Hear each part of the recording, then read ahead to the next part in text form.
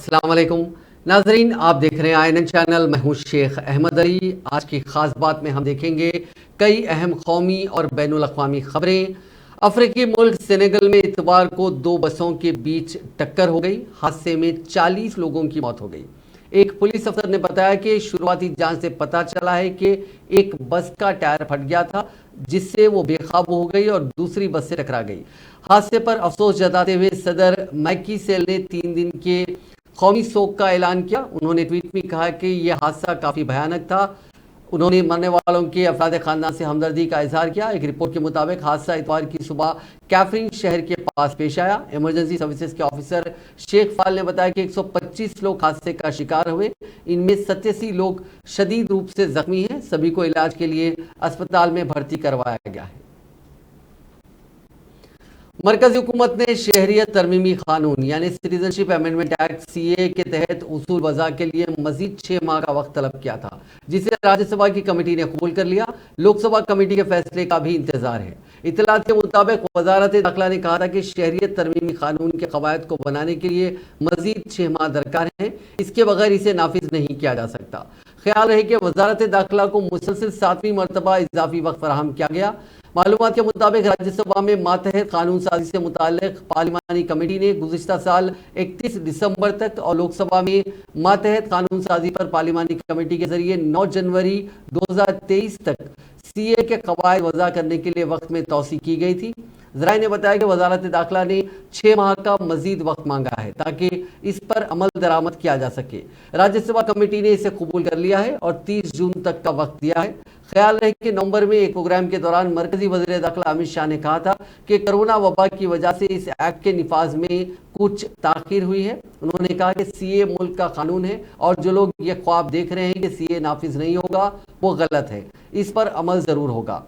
शहरियत तरमीमी कानून को पार्लियामेंट ने 11 दिसंबर 2019 को मंजूर किया था। उसे अगले ही दिन सदर की मंजूरी मिल गई थी। इसके बाद वजारत दाखिला ने उसकी इत्तला दी। ताहम कानून अभी नाफिज होना बाकी है क्योंकि CAA के तहत कवानीन अभी वज़ा होना बाकी है। मुल्क में इस कानून के खिलाफ होने वाले मुजाहरों में तकरीबन 83 अफराद की जान गई। CAA के जरिए मरकजी हुकूमत बांग्लादेश, पाकिस्तान और अफगानिस्तान के गैर मुस्लिमों को हिंदुस्तानी शहरियत देना चाहती है। कानून के तहत इन बरादरियों के लोग जो 21 दिसंबर 2014 तक हिंदुस्तान आए थे और उन्हें वहां मजहबी जुल्म सितम का सामना था, उन्हें गैर कानूनी तारिकीन वतन नहीं समझा जाएगा और उन्हें हिंदुस्तानी शहरियत दी जाएगी। मुल्क भर में सर्दी की लहर जारी है। जम्मू कश्मीर के कुछ इलाकों से भी ज़्यादा ठंड राजस्थान और बिहार के कुछ ज़िलों में पड़ रही है। पटना का मिनिमम टेम्परेचर 7.2 डिग्री सेल्सियस रहा, जबकि जम्मू के कटरा में minimum temperature 7.6 degree Celsius record किया गया। वहीं राजस्थान के जोबनेर, जो कि जयपुर के करीब है, उसमें लगातार चौथे दिन पारा -2.5 डिग्री सेल्सियस रिकॉर्ड किया गया। हफ्ते के रोज दिल्ली के रिज इलाके में 1.5 degree Celsius minimum temperature record किया गया, जबकि सफदरजंग में ये 2.2 डिग्री सेल्सियस रिकॉर्ड किया गया था। सुबह 6 बजे तक की रिपोर्ट के मुताबिक कोहरे की वजह से दिल्ली एयरपोर्ट में 20 फ्लाइट डिले हुई। हालांकि किसी भी प्लेन के डाइवर्ट होने की इत्तला नहीं है। वहीं रेलवे ने बताया कि कोहरे की वजह से मुल्क भर में 335 ट्रेनें डिले हुई, जबकि 88 कैंसिल हुई। 31 ट्रेनों को डाइवर्ट किया गया। इंडियन मेट्रोलॉजिकल डिपार्टमेंट के मुताबिक शुमाली हिंद के कई इलाकों में टेम्परेचर में अगले 2 से 3 दिनों में कोई बदलाव नहीं होगा।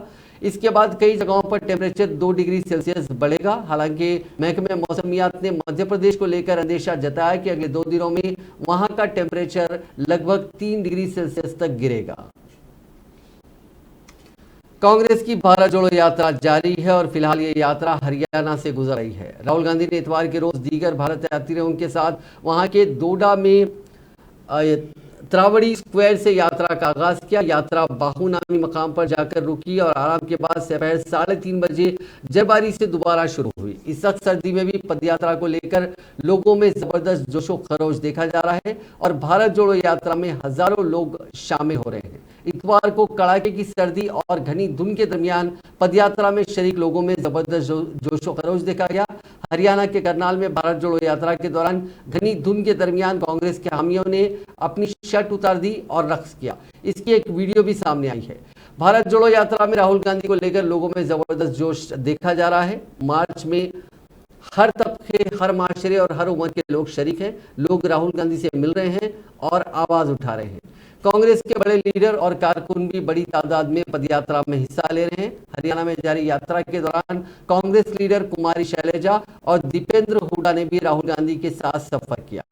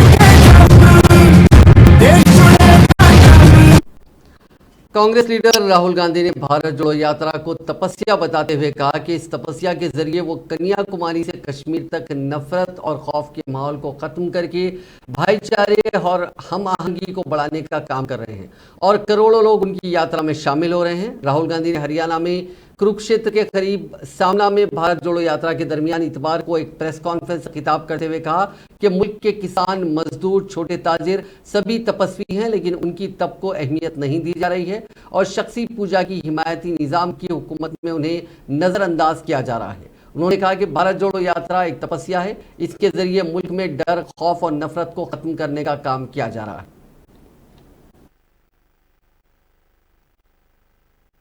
सर, मैं आपसे ये सवाल पूछना चाहता हूं कि आप लगातार कह रहे हैं कि डर का माहौल है, नफरत फैल रही है, डर का माहौल है। आपकी सरकार छत्तीसगढ़ में है, वहां पर सोनी सोरी जो कि इंटरनेशनल ह्यूमन राइट एक्टिविस्ट मानी जाती हैं, उनके घर की बिजली काट दी गई है, वो अंधेरे में रह रही हैं। अभी कुछ दिन पहले वहां पर एक 19 साल के आदिवासी लड़के का छत्तीसगढ़ पुलिस एनकाउंटर करती है। तो डर का माहौल भी आपको दिख रहा है, और क्योंकि इस यात्रा से आप कह रहे हैं कि सिविल सोसाइटी, पत्रकार, वकील, जो भी सेक्शन डरा हुआ है, उसके आप दिल की, उसकी मन की उसको डर को आप कम करना चाहते हैं। तो सोनी सोरी जो कि इंटरनेशनल एक्टिविस्ट हैं, वो डर में वहां अंधेरे में बैठी हुई हैं, तो वहां आपकी सरकार है। बाकी अगर आपकी सरकार सेंटर में आ गई तो फिर वही जो छत्तीसगढ़ में रहा, क्या वही होगा? नहीं, सबसे पहली बात यह है, देखने की बात है कि ये जो आपने मेरे सामने सवाल रखा है, ये आप नरेंद्र मोदी जी के सामने रख सकते हैं क्या? सबसे पहली बात ये है। कहां रखे हैं आपने? नहीं, कवरेज एक व्यक्ति के सामने सवाल रखना और कवरेज करना में बहुत फर्क होता है। प्रधानमंत्री जी ने ऐसे कितने प्रेस कॉन्फ्रेंस किए हैं जहां पे कोई भी पत्रकार उनसे ऐसा सवाल पूछे। सबसे पहली बात यह है, ठीक है। दूसरी बात यह है कि मैं कह रहा हूं कि देश की जनता को बांटकर उनमें नफरत फैलाई जा रही है। हिंदू मुस्लिम अलग अलग जात के लोगों को लड़ाया जा रहा है। क्या कांग्रेस पार्टी ये करती है? कांग्रेस पार्टी ने कभी कहा है कि एक जात के व्यक्ति को दूसरे जात के व्यक्ति की हत्या करनी चाहिए? कांग्रेस पार्टी ने कभी कहा है कि एक धर्म को दूसरे धर्म से लड़ाया जाना चाहिए? कभी नहीं कहा है, हिस्ट्री में कभी नहीं कहा है। तो दूसरी बात यह है। तीसरी बात यह है कि जो वहां पे डर का माहौल है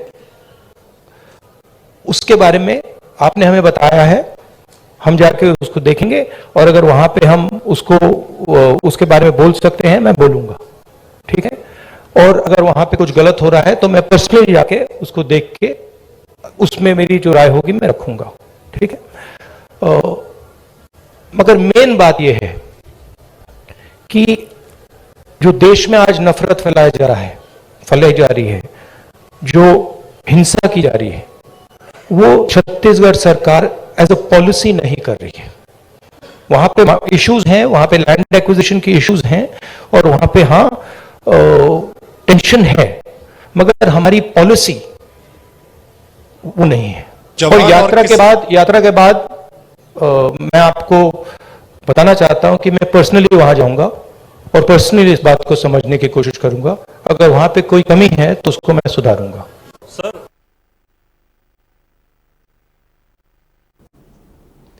हिमाचल प्रदेश में कांग्रेस की हुकूमत बनने के तकरीबन 28 दिन बाद सुखविंदर सिंह सुक्खू की काबीना में तोसी की गई। इतवार को साबिक वज़ीर आला वीरभद्र सिंह के बेटे रुकन असेंबली विक्रमादित्य सिंह समेत 7 अरकान असेंबली ने वजीर के तौर पर हलफ लिया। जिन 7 अरकान असेंबली ने वजीर के तौर पर हलफ लिया उनके नामों में डॉक्टर धनीराम शांडल, चंद्र कुमार, हर्षवर्धन चौहान, जगत सिंह नेगी, रोहित ठाकुर, अनिरोध सिंह और विक्रमादित्य सिंह है। अब इन वुज़रा में कलमदान तकसीम किए जाएंगे। काबीना में तोसी से कबल वज़ीर आला सुखविंदर सिंह सुक्खू ने 6 अरकान असेंबली को चीफ पार्लिमानी सेक्रेटरी मुकर्रर किया। चीफ पार्लिमानी सेक्रेटरी बनने वालों में दोवन असेंबली हल्के से दूसरी मरतबा रुकन असेंबली मुंतखब होने वाले राम कुमार और दीगर शामिल हैं। Any matter which shall be brought under my consideration or shall become known to me as a minister for the state of Himachal Pradesh, except as may be required for the due discharge of my duty as such minister.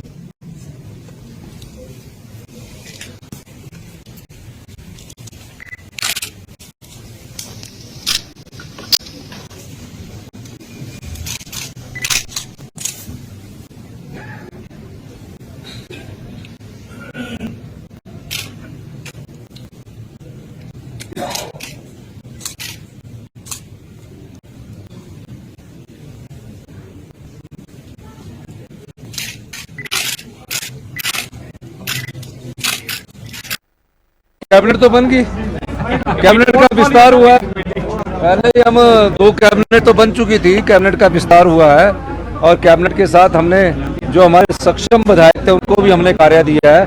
और निश्चित तौर पर मैं कह सकता हूं कि हमारा जो मंत्रिमंडल का विस्तार हुआ है वो ईमानदार, स्वच्छ छवि के लोगों को हमने आगे लाने की कोशिश की है, उनका व्यक्तित्व और उनको आगे लाने की कोशिश की गई है। मुझे बड़ी खुशी है कि मेरे मंत्रिमंडल में पहली बार मंत्री बन रहे हैं और सभी लोग युवा है, पढ़े लिखे हैं, अच्छी स्वच्छ छवि के हैं। सभी लोग हिमाचल प्रदेश की जनता को सेवा करना चाहते हैं। इस दृष्टिकोण से मंत्रिमंडल का विस्तार किया गया है। दिख रहा है 3 एक ही जिले से कैबिनेट मंत्री बनाए गए हैं, क्या देखिए 3 एक ही जिला की बात नहीं है, ये बात मेरिट की है और जहां मेरिट होती है वहां सब चीजों को उपेक्षा भी करनी पड़ती है। जिले में सीनियर लोग यही जीत कर आए हैं और जिन जिलों में सीनियर लोग हैं उनको हमने अधिमान दिया है पहले मंत्रिमंडल में। जहां सीपीएस बन सकते थे उनको भी हमने अधिमान दिया है। निश्चित तौर पर और भी जिलों को हम सबको अधिमान देंगे। आने वाले समय में जब मंत्रिमंडल का विस्तार हो गया, छूट गया, उसमें भी विस्तार देंगे। मंत्रिमंडल सिर्फ 10% है, काम करने वाले 100% लोग होते हैं। इस दृष्टिकोण से कब तक संभावना है सर अगले एक्सपेंशन की? अभी तो आज तो पोर्टफोलियो बांटने दीजिए, उसके बाद आपको बताएंगे। वज़ीर ख़ारजा डॉक्टर एस जयशंकर ने आज कहा कि हिंदुस्तान में जिस रफ्तार से तब्दीली आ रही है वो बेमिसाल है और मुल्क एतमाद के साथ हर इम्कान की तरफ कदम बढ़ा रहा है। जयशंकर आज 17वीं प्रवासी भारतीय कन्वेंशन की इफ्तिताई तकरीब से खिताब कर रहे थे। इस दौरान मध्य प्रदेश के वज़ीर आला शिवराज सिंह चौहान समेत खेल और नौजवानों की बहबूद के मरकजी वजीर अनुराग ठाकुर और उनकी रियासती वजीर निशित प्रमाणक भी मौजूद थे। आज का ये सेशन बुनियादी तौर पर नौजवान महाजिर हिंदुस्तानियों पर मरकूज था। तभी खिताब करते हुए उन्होंने कहा कि वज़ीर आज़म नरेंद्र मोदी सिर्फ पासपोर्ट के रिश्तों पर नहीं बल्कि खून के रिश्तों पर यकीन रखते हैं। ताल्लुक कायम करने का अमल दो तरफा है और ये पहलू सबसे ज्यादा कोविड वबा और वैक्सीनेशन के दौरान महसूस किया गया। उन्होंने कहा कि इस दौरान भी महाजिर हिंदुस्तानी बिरादरी से हिंदुस्तान को बहुत अच्छा रद्द-ए-अमल मिला। Which is the Youth Pravasi Bharatiya Divas. We all know why we are here. We are here because in the I would say memorable words of the Prime Minister at a legendary diaspora event, he said that हमारा तो खून का रिश्ता है, passport का नहीं. And that one phrase, I think, captures the entire complexity of a relationship that we have today with 34 million people of Indian origin and non-resident Indians abroad. And that is what brings us here every 2 years for this convention. So even as we meet here, there are many who are not here with us today, but who are watching it, who will take heart from what we are doing, who will be enthused by the renewal of this relationship.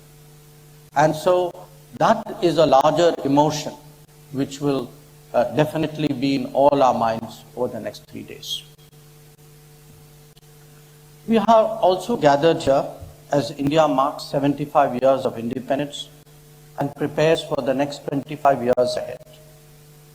This is an era where we are increasingly confident about our prospects, and when we seek to connect more closely with the Indian community, with the international community.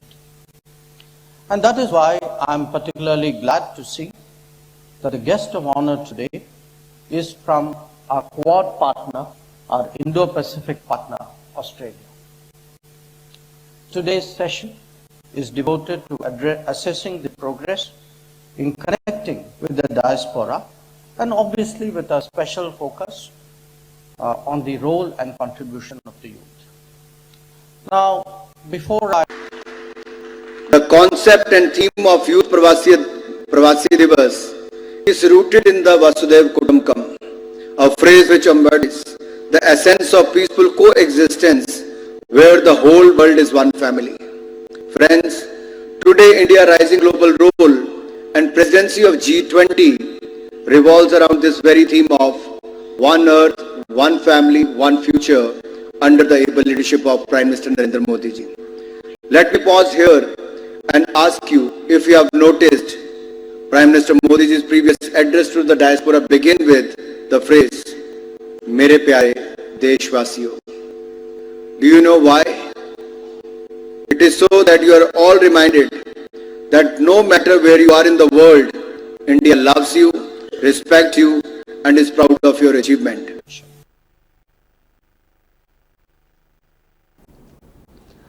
Uttarakhand के जोशीमठ में मकानों में दरारें पड़ने और जमीन खिसकने का सिलसिला जारी है और ये शहर हर लम्हा जमींदोज होने की तरफ गामजन है। जोशीमठ के लोगों के हाथ से वक्त और उनके ख्वाब रेत की मांदिन फिसल रहे हैं और लोग अपनी आंखों के सामने अपने घर तबाह होते देख रहे हैं। खुद को हिंदुओं के खैर ख्वाह कहने वाली मोदी हुकूमत की अब नींदें उड़ रही हैं। पीएमओ के मुताबिक वजीर आजम के पर्सनल सेक्रेटरी डॉक्टर पीके मिश्रा ने आज पीएमओ में काबीना सेक्रेटरी और मरकजी हुकूमत के सीनियर ओहदेदारों और नेशनल डिजास्टर मैनेजमेंट अथॉरिटी के अरकान के साथ एक आला सतही जायजा इजलास मुनक्किद किया। जोशीमठ के जिला मजिस्ट्रेट और उत्तराखंड के सीनियर अफसरान भी वीडियो कॉन्फ्रेंस के जरिए इस मसले पर मौजूद रहे। सवाल यह है कि मोदी हुकूमत ने हिंदुओं के अकीदे की अलामत जोशीमठ को बचाने के लिए इक़दाम करने में इतनी देर क्यों लगाई। गौरतलब है कि जोशीमठ में पहली बार 1.5 साल पहले एक घर में दरारें पड़ी थी। इसके बाद मजीद मकानों और दीगर मकामात में दरारें नजर आने लगी।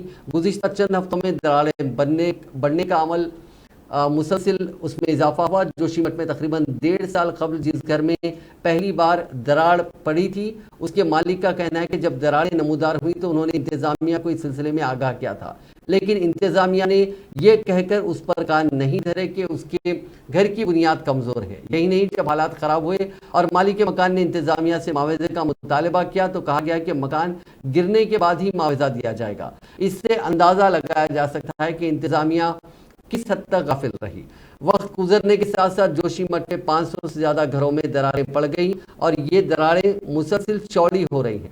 सड़कों में भी दरारें पड़ गई हैं। ऐसा लगता है कि जैसे सब कुछ जमीन में धंस रहा है। जोशीमठ जमींदोज होने की जानिब गामजन है और वहां के बेबस लोग पथरीली आंखों से ये मंजर देखने पर मजबूर हैं।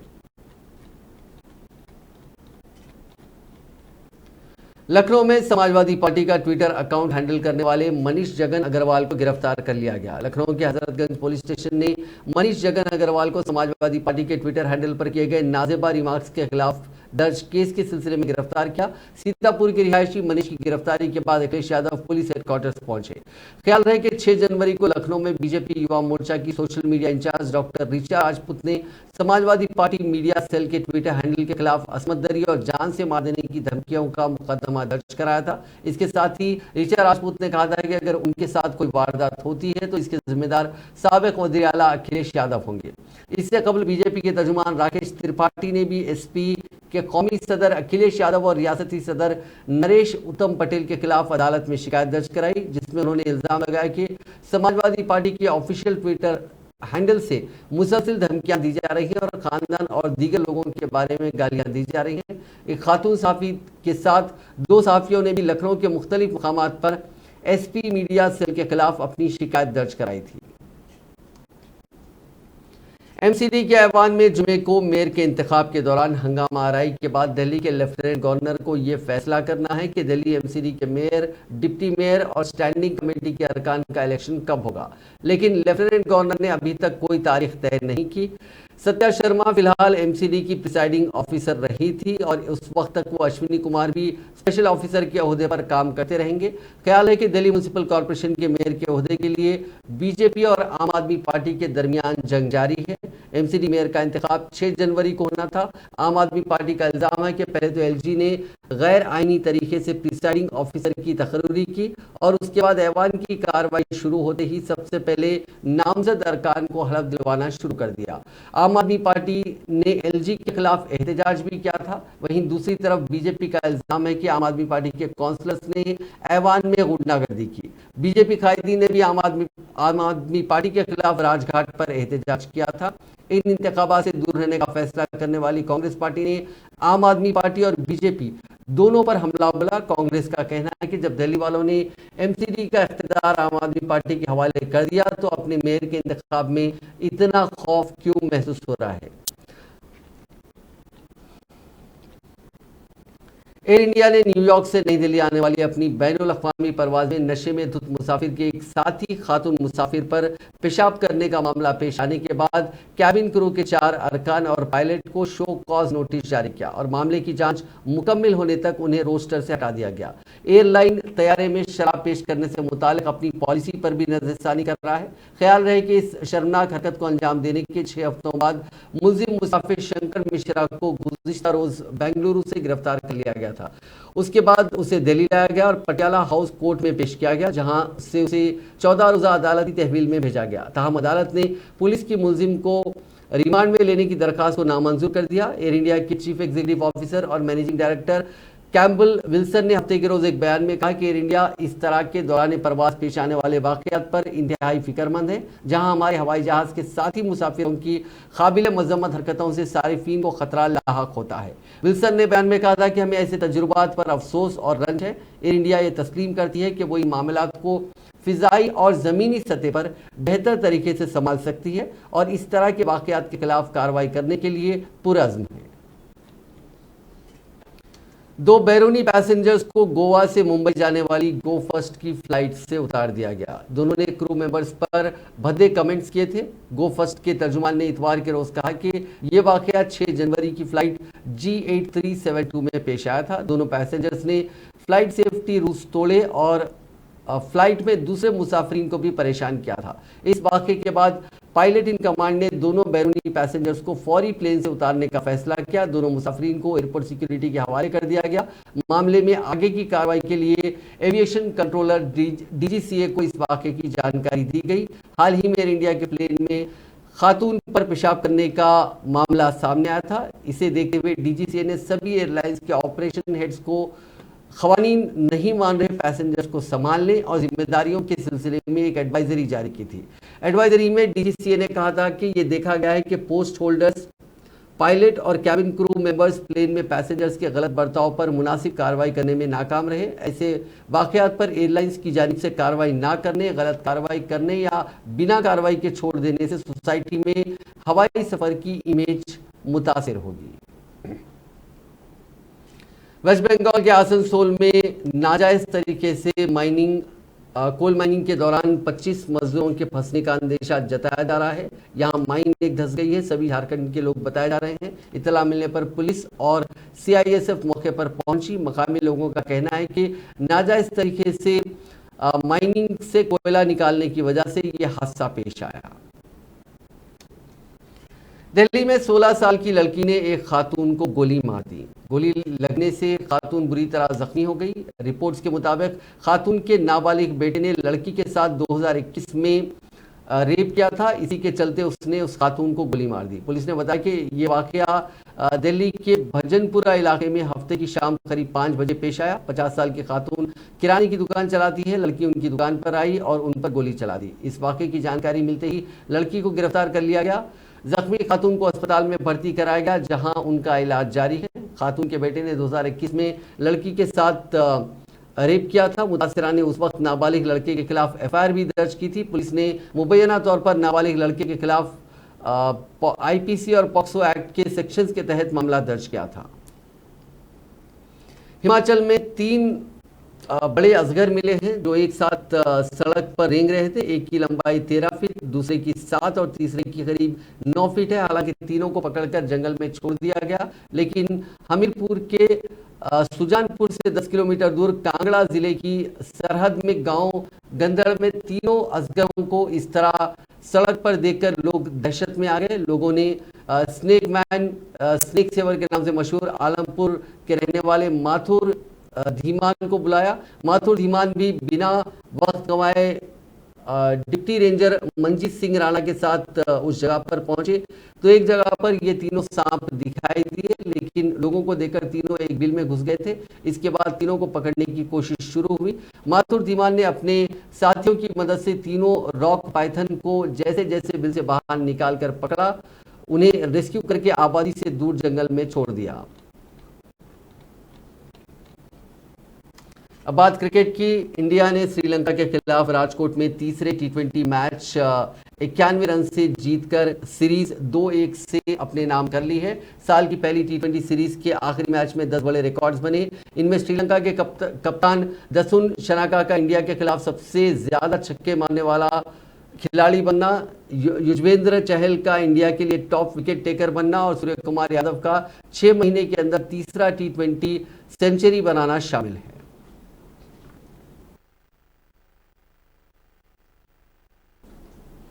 चीन में कोरोना के मामले बढ़ने के साथ ही इंडिया, पाकिस्तान, थाईलैंड और अमेरिका जैसे मुल्कों में भी नई लहर का खतरा मंडराने लगा है। इस बीच चीन ने 3 साल से बंद सभी बॉर्डर्स को खोल दिया। इतवार के रोज हांगकांग और मेनलैंड चाइना के बीच मुसाफिरीन की आमद और रफ्त शुरू हुई। इन लोगों के लिए क्वारंटाइन जैसा बड़ा प्रोटोकॉल भी खत्म कर दिया गया है। इधर इंडिया में कोरोना के नए सब वेरिएंट मिलने से इन्फेक्शन फैलने का जोखिम बढ़ता जा रहा है। इंसाकॉग के को चेयरमैन डॉक्टर एन.के. अरोड़ा ने बताया कि पिछले 1 साल में मुल्क में ओमिक्रॉन के 300 सब वेरिएंट मिल चुके हैं। हालांकि इनमें से एक भी हमारे लिए बड़ा खतरा साबित नहीं हुआ। ऐसा हिंदुस्तानियों में हर्ड इम्यूनिटी डेवलप होने की वजह से हुआ है। हिंदुस्तान में पिछले 24 घंटों में कोरोना के 163 नए मामले सामने आए, वहीं 2 लोगों की मौत भी हुई। हेल्थ मिनिस्ट्री के मुताबिक अभी मुल्क भर में 2423 केसेस एक्टिव हैं।